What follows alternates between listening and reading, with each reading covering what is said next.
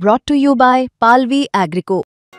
पालवी ॲग्रिको, भारताचा पहिला AI तंत्रज्ञानावर आधारित B2B आणि B2C ई-कॉमर्स प्लॅटफॉर्म. शेतीसाठी जे काही लागणार थेट तुमच्या बांधावर पोहोचणार, मोबाईलच्या एका क्लिकवर. नमस्कार, मुंबई तकच्या प्रेक्षकांना सर्वप्रथम दिवाळीच्या खूप खूप शुभेच्छा. एकीकडे दिवाळी साजरी होते आहे, दिवाळीचे फटाके फुटत आहेत, तर दुसरीकडे येणाऱ्या स्थानिक स्वराज्य संस्थाच्या निवडणुकीच्या अनुषंगाने राजकीय फटाकेसुद्धा फुटायला सुरुवात झालेली आहे. अर्थात दिवाळी हा जरी सण म्हणून आपण अत्यंत मोठ्या प्रमाणात साजरा करत असलो तरी काही महिन्यांमध्ये लोकशाहीतला सगळ्यात मोठा उत्सव म्हणजेच निवडणुका साजऱ्या होणार आहेत आणि याच निवडणुकींच्या अवतीभोवती शंकांचं काहूर माजलेला आहे, संभ्रम पसरलेला आहे. कारण राज्यातल्या विरोधी पक्षच्या सगळ्या नेत्यांनी एकत्रित येऊन निवडणूक आयोगाला काही प्रश्नांना घेऊन घेरलेला आहे. याची सगळ्यांची उत्तरं देण्यासाठी आणि निवडणूक आयोगाचं नेमकं काम कसं चालतं, त्याच्या पारदर्शकतेबद्दल जे प्रश्न उपस्थित केले जात आहेत, या संदर्भात त्यांचं काय म्हणणं आहे हे जाणून घेण्यासाठी आम्ही राज्याचे मुख्य निवडणूक अधिकारी एस चोक्कीलिंगम सर यांच्याकडे आलेलो आहोत. नमस्कार सर, तुमचंही मुंबई तकमध्ये स्वागत आणि दिवाळीच्या खूप खूप शुभेच्छा तुम्हाला. आपल्याला आणि आपल्या सर्वांना दिवाळीच्या खूप खूप शुभेच्छा. धन्यवाद. सर, सर्वप्रथम तर हाच प्रश्न विचारेन की 14 ऑक्टोबरला विरोधी पक्षच होते सगळे, त्यामध्ये अर्थात सत्ताधारी पक्षांनाही आमंत्रित केलेलं पण कोणी आलं नव्हतं. तर या सगळ्या पक्षाच्या प्रमुखांना ज्यावेळेस आपण भेटला आणि त्या शिष्टमंडळाने तुम्हाला एक पत्र दिलं, त्यामध्ये पारदर्शकतेसंदर्भात, डिस्क्रिपन्सी संदर्भात जे काही प्रश्न उपस्थित केलेले आहेत, यासाठी तुम्ही काही वेळ मागून घेतलेला आहे, याची उत्तरं दिलेली आहेत, स्पष्टीकरण दिलेलं आहे. नेमकं तुमचं याच्यावरती मत काय? आपण सांगत आहेत बरोबरच आहेत. उच्चस्तरीय डेलिगेशन एक भेटलं होते. येणारे लोकल बॉडी इलेक्शन संबंधित वापरण्यात येणारे मतदार यादीबाबत काही शंका त्यांनी व्यक्त केले. आपल्यासाठी माहिती असावी की मतदार यादी भारत निवडणूक आयोगांच्या कंट्रोलखाली जिल्ह्यामध्ये असलेले सर्व मतदार नोंदणी अधिकारी नोंदणी करतात आणि त्याच यादी म्हणजे भारत निवडणूक आयोग तयार करणारे यादीच लोकल बॉडी इलेक्शनसाठी वापरावे असं आपल्या महाराष्ट्राचा कायदा म्हणतात, ते वापरतात. आपल्याला ऑलमोस्ट सर्व लोकल बॉडीमध्ये आता इलेक्शन होणार आहे. त्याबाबत त्यांचे काही शंका होते, काही शंका यादीमध्ये होते, त्या संबंधित काही विषय राज्य निवडणूक आयोगाकडे होते. तर आमच्या संबंधित विषयाबाबत मी खुलासा करतो. आपल्याकडे मतदार यादीमध्ये नाव नोंदणी करण्यासाठी, वगळण्यासाठी, बदलण्यासाठी नियम आहेतच. कुणाला नवीन नाव मतदार यादीमध्ये करून घ्यायचे असेल तर फॉर्म नंबर 6 म्हणतात, ते भरून द्यावं लागते. काही नाव वगळायचं असेल तर काही कारणामुळे मृत्यू झाले किंवा दुसऱ्या ठिकाणी गेलेले आहे, ते कुठे गेलं माहीत नाही, तसं असेल तर फॉर्म नंबर 7 भरून घेतो. आणि कुणाला पुणेमधून मुंबईला आले, मुंबईमधून नागपूरला गेले, तसं असेल तर आपण फॉर्म नंबर 8 भरून घेतो. हे भरून घेतल्यानंतर त्यासाठी प्रत्येक फॉर्म भरून घेतल्यानंतर 7 दिवस त्या कार्यालयाच्या नोटीस बोर्डला तसेच वेबसाईटला आम्ही पब्लिश करतो. कोणाला हरकत घ्यायची असेल तर ते हरकत घेऊ शकतात. 7 दिवसानंतर त्याबाबत निर्णय होतात. हे एक निरंतर प्रक्रिया असून इलेक्शन त्या पिरियडमध्ये चालत आहे, ते पिरियड वगळून बाकी पिरियडमध्ये निरंतर प्रक्रिया आहेत. हे आपण पूर्णपणे करतो. आता मतदार यादी तयार करताना भारत निवडणूक आयोगाच्या सर्व क्षेत्रीय अधिकारी यांच्या सोबत, क्षेत्रीय अधिकाऱ्यांमध्ये महत्त्वाचे मतदार नोंदणी अधिकारी आहेत आणि त्यांच्यासोबत एक BLO बूथ लेवल ऑफिसर आहेत. ते प्रत्येक ठिकाणी अर्ज आल्यानंतर जाऊन तपासून बरोबर आहेत का नाही का रिपोर्ट देतात. त्यांच्या आधारावर मतदार नोंदणी अधिकारी निर्णय घेतात. त्यांच्यासोबत मतदार यादी तयार करताना प्रत्येक मान्यताप्राप्त पक्ष त्यांच्या बूथ लेवल असिस्टंट नियमणूक करण्यासाठी तरतूद आहेत. त्यांनी सुद्धा BLOच्या सोबत काम करावे आणि कुठले अर्ज चुकीचं असेल तर त्यांच्याबाबत हरकत नोंदवावे तसा अपेक्षित आहेत. ते सुद्धा आम्ही पुन्हा पुन्हा सर्व पक्षांना विनंती करतो त्यांनी नेमावे म्हणून. आता परवा आलेल्या विषयाबाबत 2-3 महत्त्वाचे विषय त्यांचे होते. एक विषय होते की काही ठिकाणी नाव दुबार आलेले आहेत, डुप्लिकेशन ऑफ नेम्स, त्यांच्याबाबत त्यांचे मेन तक्रार होते. त्याबाबत काही सॅम्पल आम्हाला देण्यात आले होते. ते सॅम्पलच्या वस्तुस्थिती काय आहेत ते आम्ही परिपत्रकमध्ये 2 दिवसापूर्वी खुलासा केले. आजपर्यंत आपल्या मतदार यादीमध्ये आपण नाव नोंद करून घेतो. त्यांचे बेसिक रूल आहे ट्रस्ट द पीपल. म्हणजे लोकांनी अर्ज केले, म्हणजे मुंबईमधून पुण्याला गेले असं अर्ज केलं तर, आणि पुण्याला आम्ही त्यांचे नाव नोंद करून घेतो आणि मुंबईला वगळा म्हणून आम्ही कम्युनिकेट करतो. म्हणजे तिकडे नोंद करण्यात येते पहिला, कारण कुणाला मतदानाच्या अधिकारातून वंचित राहू नाही त्यासाठी पहिला नोंद करतो आणि नंतर इथे वगळा म्हणून कळवतो. त्या क्वचित पिरियडमध्ये दोन्ही ठिकाणी नाव असण्याच्या शक्यता आहेत. त्याबाबत आणखीन आता भविष्यामध्ये याबाबत फेरविचार करून ते तिकडे ॲड करताना वगळण्यासाठी नवीन विचार करावा लागेल, ते सुद्धा आम्ही विचार करू. तो दुबार नाव असण्याबाबत तक्रार आले आणि त्यांच्यासोबत काही ठिकाणी वय कमी जास्त आहे त्याबाबत तक्रार आले. कुठे कुठे तक्रार येत आहे आम्ही प्रत्येक केसमध्ये तपासणी करतो आणि तपासणी करून आमचं मत मांडतो आणि त्यांच्यामध्ये काही चूक असेल तर संबंधितावर उचित कारवाई करतो. परंतु पक्षांच्या एक महत्त्वाच्या मागणी होते की आता इलेक्शन, लोकल बॉडी इलेक्शन होत्या, त्या दृष्टीने एक समरी रिव्हिजन करावे. कारण मागच्या वेळ आपण वर्षाला एक वेळ समरी रिव्हिजन घेतो. मागच्या वेळ समरी रिव्हिजन 24मध्ये घेतले होते आणि विधानसभा इलेक्शनच्या पूर्वी एक समरी रिव्हिजन ऑक्टोबरला, विधानसभा इलेक्शनच्या पूर्वी ऑक्टोबरला एक आपण समरी रिव्हिजन घेतले होते.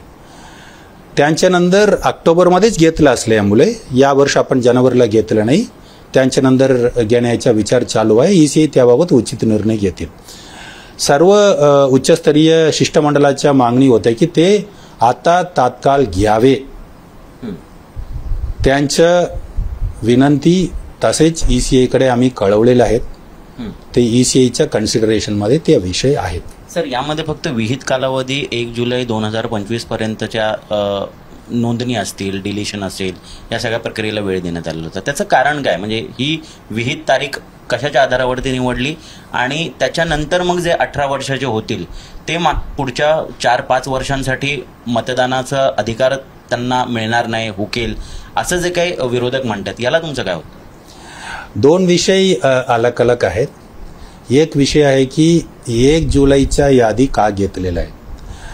आम्ही आपल्याला सांगितल्याप्रमाणे मतदार यादी भारत निवडणूक आयोगाच्या यंत्रणा तयार करतात, परंतु विहित तारीखच्या मतदार यादी लोकल बॉडी इलेक्शनसाठी वापरणे ते पूर्ण अधिकार राज्य निवडणूक आयोगांचा आहे.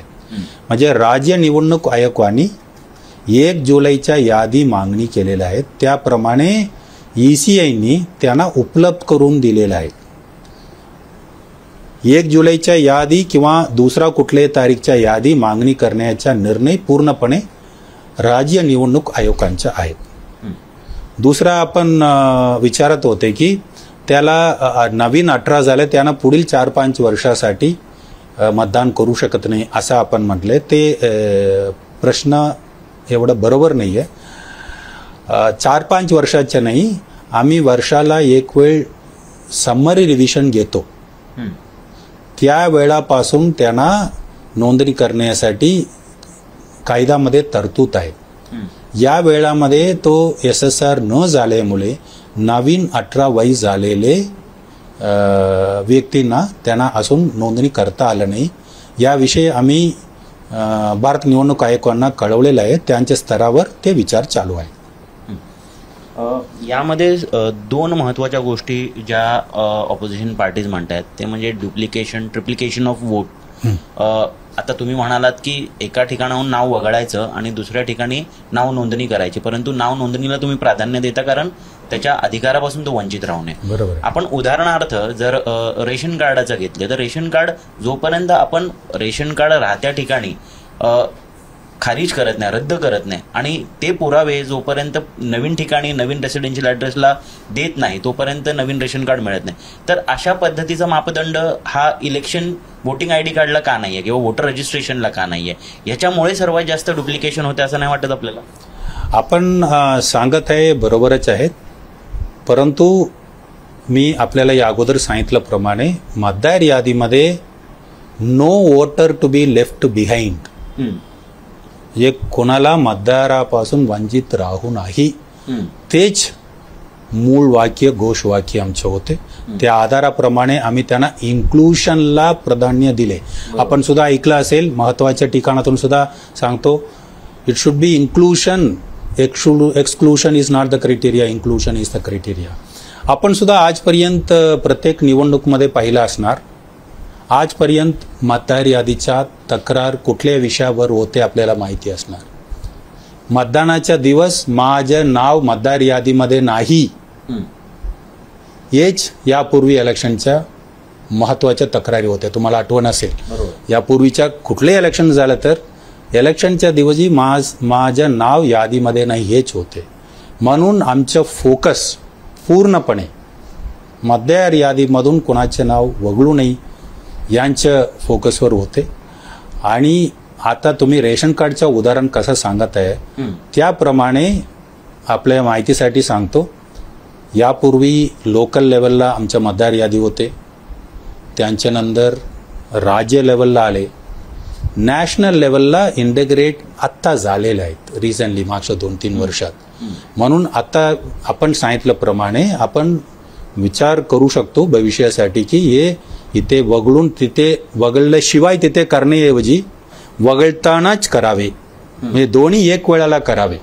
कारण तिकडपेक्षा इथे ते आपल्याला मतदानाचा हक्क देणे महत्वाचे आहेत, म्हणजे सायमल्टेनियसली करावे असा विचार चालू आहे आमच्या इंटरनली. त्यांच्याबाबत भारत निवडणूक आयोग योग्य निर्णय घेतील. सर, इतका मोठा निवडणूक आयोगाचा कामाचा आवाका आहे, इतक्या मोठ्या प्रमाणात तुम्ही डेटा हाताळता, तुम्ही माणसाची क्रयशक्ती हाताळता, यामध्ये अर्थात चुका होणं, त्रुटी राहणं हे स्वाभाविक आहे, परंतु त्या त्रुटीचं निराकरण आपण कसं करतो हे सुद्धा तितकंच महत्त्वाचं असणार आहे, ज्याच्यावरती आता प्रश्न उपस्थित होत आहेत. आता यामध्ये जवळपास माझ्या माहितीनुसार 9.5 कोटीच्या आसपास मतदार असतील महाराष्ट्रामध्ये.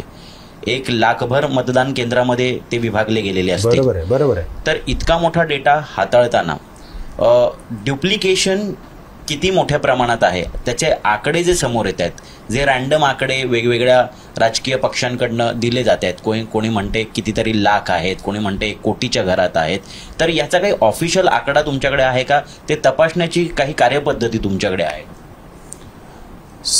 आपण 2022 आणि 2023 मध्ये इलेक्शन कमिशननी 2 डुप्लिकेशनच्या मोहीम राबवले होते. त्यांच्याबाबत काही तक्रार आले की जेन्युइन वोटरना सुद्धा वगळण्याची शक्यता आहे, म्हणून ते थांबून ठेवलेले आहेत. त्यांच्यामध्ये काही सुधारण करून इम्प्लिमेंट करता येईल का त्याबाबत विचार ECSच्या स्तरावर चालू आहे. परंतु आपल्याला एक सांगण्याचे इच्छुक आहे की नाव सारखे आहे म्हणजे ते डुप्लिकेट असावे असा गृहीत धरणे सुद्धा बरोबर राहणार नाही. सारख्या नावावर आपल्या पूर्ण राज्यामध्ये 2 लोक असू शकतात. त्याला तपासून दोन्ही व्यक्ती अलग अलग आहेत, वेगळ्या व्यक्ती आहेत असं आपल्याला खात्री पडल्याशिवाय आपण डिलीट करणे योग्य राहणार नाही. परंतु आपण प्रश्न विचारला एवढा मोठा सांभाळतो, यांच्यामध्ये मोठा आहे. एक महत्वाचे आहे की मतदार यादी तयार करताना 3 घटक आहेत.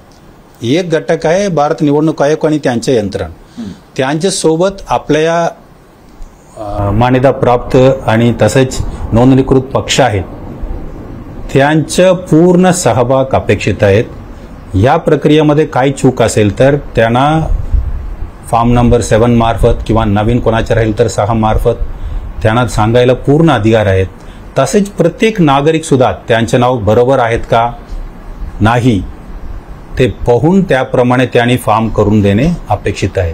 म्हणजे तिन्ही घटक, निवडणूक आयोगांच्या यंत्रण, तसेच सर्व पक्षाच्या यंत्रण, तसेच नागरिक सर्व जागृत असून आपण एकत्र मिळून काम करायला पाहिजे. तेव्हाच आपल्याला पूर्णपणे कसा अपेक्षित आहे तसा मतदार यादी आपण तयार करू शकतो. दुसरा महत्त्वाचा मुद्दा उपस्थित होतो तो म्हणजे जी नावं ॲडिशन होतात किंवा डिलिशन होतात आणि जी नवीन यादी वोटर्स इलेक्टोरल रोल जो समोर येतो तो कुठेही निवडणूक आयोगाच्या वेबसाईटवरती आपण डिस्प्ले करतो का, किंवा जर एखाद्या राजकीय पक्षाला किंवा प्रतिनिधींना तो हवा असेल किंवा अगदी सामान्य माणसाला तो हवा असेल तर तो तुम्ही त्याला उपलब्ध करून देता का? जर करून देत नसाल तर याबाबत इतकी गुप्तता का, असा जो प्रश्न विचारला जातोय. कारण हा त्या प्रतिनिधी गुप्तता नाहीये म्हणून मी ते तुम्हाला हे करतो. आपल्या मतदार यादी आहेत 2-3 पद्धतीने उपलब्ध होतात. पहिला विषय आहे की मतदार यादी वर्षाला एक वेळ आम्ही रिव्हिजन घेतो. त्या वेळेला ड्राफ्ट रोल आणि फायनल रोल दोन्ही 2 प्रत प्रत्येक आपल्या रेकग्नाइज्ड पॉलिटिकल पार्टीला आम्ही देतो.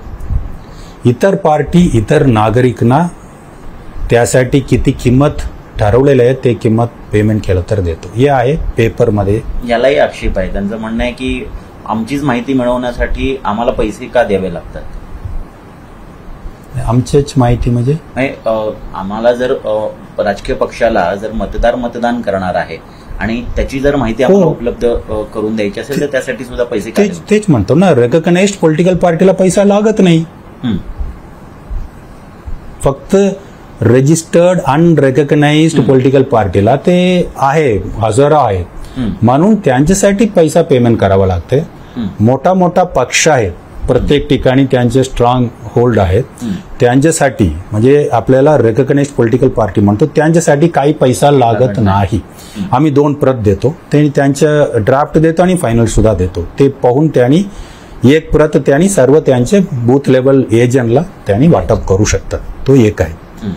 या व्यतिरिक्त समजा आपल्याला येऊन इथे पैसा देऊन देण्याच्या काही गरज नाही, वेबसाईटला जाऊन फ्रीली डाउनलोड करू शकतात, पाहू शकतात. आपल्याला आवश्यक असेल तर प्रिंट आउट काढू शकतात. हे आहे आपल्याला रिव्हिजन बाबत, समरी रिव्हिजन आणि त्याला ड्राफ्ट रिव्हिजन करतो आणि फायनल रोल करतो. परंतु रिव्हिजन झाले समजा मार्चमध्ये, त्यांच्यानंतर प्रत्येक महिन्यामध्ये किती लोकांचे नाव ॲड झाले, किती डिलीट झाले यांच्या बाबत पूर्ण माहिती आमच्या वेबसाईटमध्ये उपलब्ध असतात. ते आपण दर महिन्याच्या काय बदल होतात ते आपण पाहू शकता. ते सुद्धा अवेलेबल आहे, पण ते कॉमनली डिजिटल फॉर्ममध्ये अवेलेबल आहे. कुणाला आपण प्रिंटआउट देतो फक्त SSR पिरियडमध्ये. मतदाराच्या डिटेल सकट हो, मतदान कोणाचं नाव डिलीट केले, त्यांचे रेफरन्स नंबर काय ते देतो आपण. त्यांच्यामध्ये काही सुधारणा आता सुचवलेलं आहे, त्यांचे पूर्ण पत्ता सुद्धा द्यावे म्हणून. त्याप्रमाणे करण्यासाठी आम्ही विनंती करून त्याप्रमाणे बदलून घेऊ शकतो. ते मोठा विषय नाही. आता मला उदाहरणादाखल एक केसकडे जाणं शक्य पण नाही आहे, पण तरी कारण त्या आरोपांमुळे लोकांच्या भुवया उंचावल्या, लोकांना प्रश्न पडायला लागले. त्यांचं समाधान व्हावं म्हणून हा प्रश्न की असे जे काही उदाहरणं दिली जात आहेत की एका घरावरती 400, 500 लोकांची नावं नोंदली गेलेली आहेत. काही घरांना संख्या दिलेली नाही आहे, ॲड्रेस दिलेले नाही आहेत. काही जिबरिश भाषेमध्ये त्या ठिकाणी मतदारांची नावं दिसत आहेत. वयांचा घोळ दिसतोय. वडिलांचं वय हे त्यांच्या मुलांपेक्षा जास्त दाखवलं जातंय. तर ह्या सगळ्या ज्या त्रुटी आहेत, ह्या त्रुटी कशामुळे होत आहेत आणि त्या क्लीनअप करण्यासाठीच्या काही उपाययोजना आपण हाती घेतलेल्या आहेत का? कारण आपण कम्प्लिटली डिजिटल गेलेलो आहोत. आता AI सारखं टूल आपल्या हातात आलेलं आहे, इतके ॲडव्हान्समेंट आलेली आहे. तर यासाठी नेमकं आपण काय करू? एक प्रश्न आपण विचारले, एकेला उत्तर देतो. पहिला विषय, का एक नंबरवर, डोर नंबरवर किंवा 0 डोर नंबरवर जास्त लोक आहेत? 2 कारणामुळे असू शकतात. म्हणजे दिस इज प्रॅक्टिकल. काही झोपडपट्टी आहेत, झोपडपट्टीला डोर नंबर नसतात, परंतु कम्प्युटर सिस्टममध्ये डोर नंबर लिहिणे महत्त्वाचे असतात. म्हणून त्याला 0 लिहिलं असतात किंवा 1 लिहिलं असतात किंवा कुठलेही ते सर्वे नंबरच्या समजा ते जमीनचा सर्वे नंबर 100 आहे तर 100 म्हणून लिहिलं असतात. सो अलग डोर नंबर नसल्यामुळे ते झोपडीपट्टीमध्ये असलेले सर्वांचं नाव त्या नंबरवर असू शकतात. आम्ही प्रेस नोटमध्ये ते क्लॅरिफाय केले. ते प्रॅक्टिस आधीपासूनची आहे की आधीपासून, ते पूर्वीपासून आहे. म्हणजे तेव्हापासून आपल्या मतदार यादी तयार करतो तेव्हापासूनच आहे. नवीन काही यांच्यामध्ये बदल झालेला नाही. आता उदाहरण हे येत आहेत ते यापूर्वीच्या इलेक्शनमध्ये सुद्धा होते आणि ते तसा प्रक्रिया आहे. कारण डोर नंबर नसल्यामुळे डोर नंबर लिहिलं नाही. सो तो एक कारण असू शकतात की एक ठिकाणी झोपडपट्टीमध्ये एक होऊ शकतं. काही ठिकाणी काही गावामध्ये तिथे डोर नंबर लिहिले नसतात. म्हणजे रेकॉर्डमध्ये असू शकतात ग्रामपंचायतकडे, परंतु डोर नंबर लिहिले नसतात. म्हणून BLO जाताना डोर नंबर न लिहिल्यामुळे आणि ते नागरिकांना सुद्धा डोर नंबर काही माहिती नसल्यामुळे ते एक कॉमन नंबर येतात. तो दुसरा विषय आहे. तिसरा आपण विचारत आहे की वडिलांचा वय मुलापेक्षा जास्त आहे वगैरे. मी एक आपल्याला खात्रीपणे सांगू शकतो, त्या मतदार तिथे आहेत किंवा नाही, मतदान करण्यासाठी योग्य आहेत का नाही, ते मूळ प्रश्न आहेत. समजा त्या ठिकाणी त्या झोपडपट्टीमध्ये त्या घरमध्ये एवढं लोक नसेल तर नाव असणे अपेक्षित नाही. लोक असेल तर नाव असणे अपेक्षित आहे. त्या झोपडपट्टीमध्ये 200 लोक असेल तर 200 लोक मतदान करायला पाहिजे. 100 लोक असेल तर 100च लोक करायला पाहिजे. सो आपण मूळ प्रश्न हे विचारायला पाहिजे, हे मतदार तिथे आहेत का नाही. आता वय कमी जास्त लिहिलेलं आहे. काही ठिकाणी त्याला आपण टायपोग्राफिकल एरर म्हणतो, त्यांच्यामुळे असू शकतात. आपण मूळ प्रश्न हे पाहायला पाहिजे की त्या मतदार तिथे आहेत का नाही. मी आता सांगितल्याप्रमाणे त्यांच्यामध्ये काही त्रुटी असेल, आपण एकत्र मिळून काम करायला पाहिजे. तिन्ही घटक आपण एकत्र मिळून हे आपण मतदार यादीचा कसा अपेक्षा आहे तसा आपण करून घ्यायला पाहिजे. आपण करून घेऊ. यासोबतच व्हीव्हीपॅटचा एक मुद्दा उपस्थित केला जातोय. व्हीव्हीपॅट आमच्याकडे आम्ही वापरतो. स्टेट इलेक्शन कमिशन बाबत कृपया आपण त्यांच्याकडून माहिती घेतलं तर बरं राहील.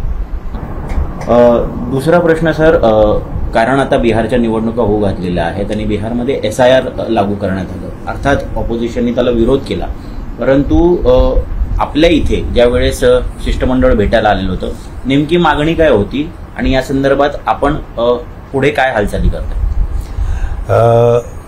उच्चस्तरीय शिष्टमंडळाने हे विनंती केली की महाराष्ट्रामध्ये आता SSR करावे, स्पेशल समरी रिव्हिजन करावे, असा त्यांचे स्पष्ट मागणी होते. त्या मागणी आम्ही भारत निवडणूक आयोगाला कळवलेल्या आहेत. SSR आणि SIRचा काय फरक आहे ते आपल्याला सांगणे आवश्यक आहे. स्पेशल समरी रिव्हिजन आपण दरवर्ष घेतो आणि प्रत्येक इलेक्शनच्या पूर्वी सुद्धा घेतो. उदाहरण मागच्या वर्ष 24ला पहिला आपण घेतले होते आणि इलेक्शनच्या असेंब्ली इलेक्शनच्या पूर्वी एक वेळ घेतले होते. आपल्याकडे SIR 2002 मध्ये घेतले होते, त्यांच्या नंतर घेतले नाही. काय फरक आहे? स्पेशल समरी रिव्हिजन मध्ये आम्ही आपल्या BLO आम्ही जातो, काय बदल असेल तर फॉर्म भरून घेतो. नवीन कोणी आला असेल तर फॉर्म नंबर 6, कोणाचं नाव वगळायचं असेल तर काही कारणामुळे मृत्यू असो काही कारण असो वगळायचं असेल तर फॉर्म नंबर 7 आणि बदलून गेला असेल तर 8 हे फॉर्म भरून घेतो. म्हणजे आपल्या मूळ यादी म्हणूनच राहतात, त्याला काय बदलायचं एवढं फॉर्म भरून घेतो. हे समरी रिव्हिजन. इंटेन्सिव्ह रिव्हिजन म्हणजे काय आहे की आपल्याकडे असलेले यादीमध्ये असलेले सर्व माहिती एन्युमरेशन फॉर्म म्हणून एक प्रिंटआउट काढतो किंवा लिहून घेतो, जुन्या काळामध्ये लिहून घेतो ते आम्ही घेऊन जातो. प्रत्येक माणसाला विचारतो, प्रत्येक नागरिकांना मतदारांना विचारतो, हे तुमच्या माहिती बरोबर आहेत का? हो म्हटलं तर सही करून घेतो.